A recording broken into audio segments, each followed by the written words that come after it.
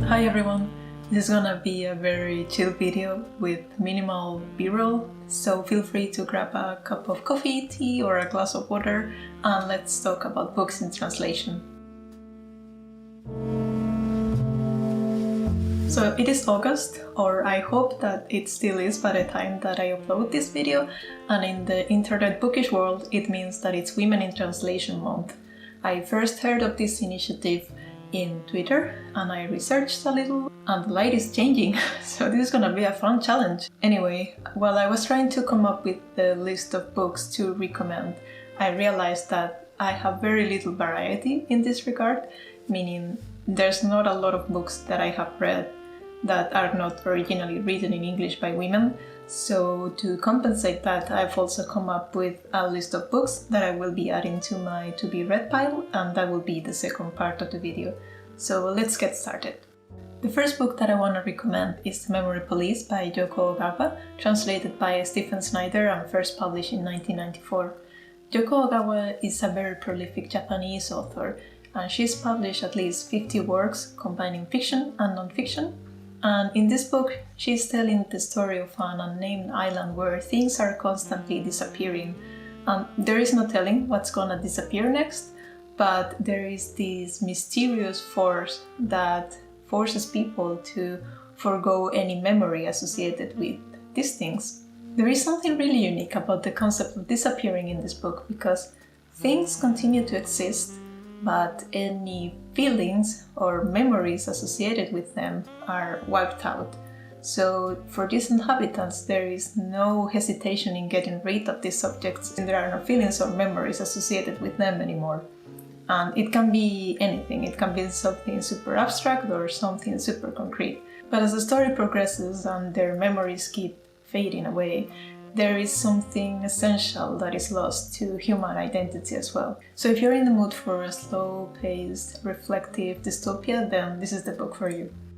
The next book that I want to recommend is Drive Your Plow Over the Bones of the Dead, that's a mouthful, by Olga Tokarczuk and translated by Antonia Lloyd-Jones and first published in 2009. So Olga Tokarczuk is a very successful Polish author who recently won the Nobel Prize in Literature in 2019, if I remember correctly. This is a mystery/thriller novel that takes place in a Polish village close to the Czech border. And there lives Janina, who's the main character. She's a bit eccentric, and among other things, she likes translating poems by William Blake in her spare time, and she also takes care of the houses of wealthy Warsaw residents. And the whole novel revolves around a murder of a close neighbor of hers and how it unsettles the village. I'm always very careful when trying to explain mystery novels because I don't want to give away anything, and I think they are best enjoyed the least that you know about them. But I would say that what I liked most about the book was not the mystery itself, but the eccentricity and the intelligence of the main character and how others perceive her. And the last book that I want to mention as a recommendation is There Is No Such Thing as an Easy Job by Kikuko Tsumura, translated by Barton and first published in 2020. Kikuko Tsumura is a Japanese writer as well, and out of the novels that I mentioned in this list, this is the most light-hearted one. So this is contemporary fiction with a touch of magical realism, which I personally really enjoy.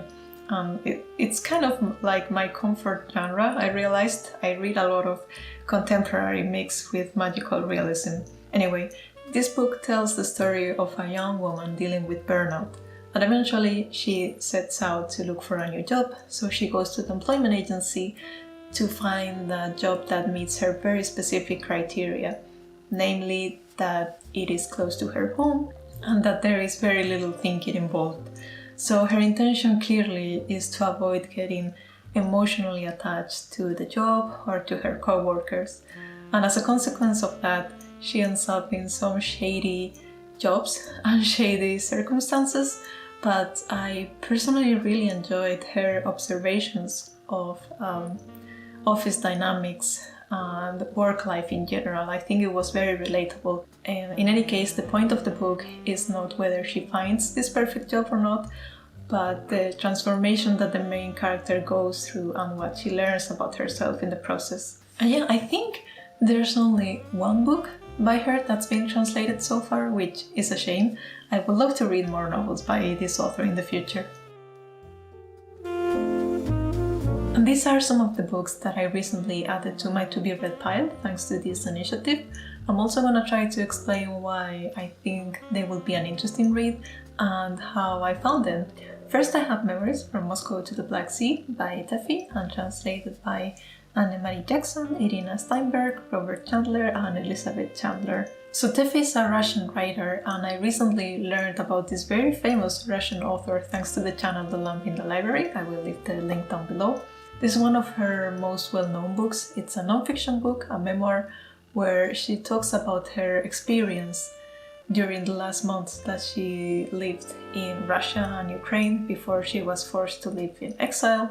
It turns out that she was invited to read from her work in Odessa, but then she was never able to come back to Russia. So I expect this book to deal with her account of the political turmoil of the time, but I am interested in finding out more about her personal life, and also I want to delve into her writing style and especially the satirical tone that has been praised by many.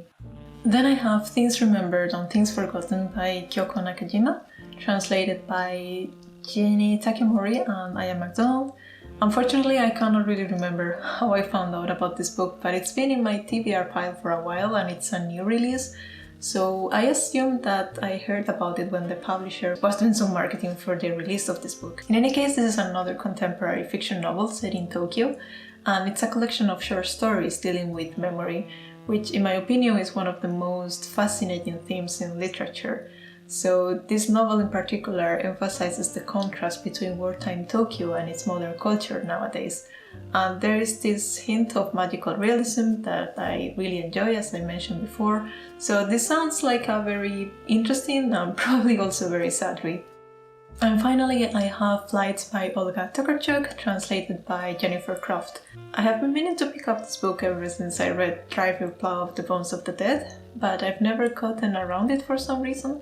And this is a collection of short stories that deal with reflections on travel with an in-depth exploration of the human body, broaching life, death, motion and migration.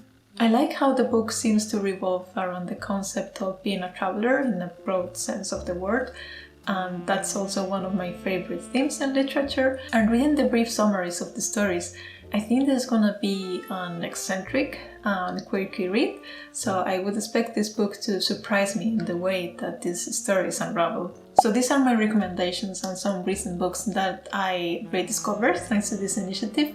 I would love to hear your recommendations. I don't think I have any sci-fi or fantasy books, and I would love to add those to the list. I will leave the links with more info in the description down below, but in the meantime, if you enjoyed this kind of video, please consider liking and subscribing. It really helps, and I'll see you soon.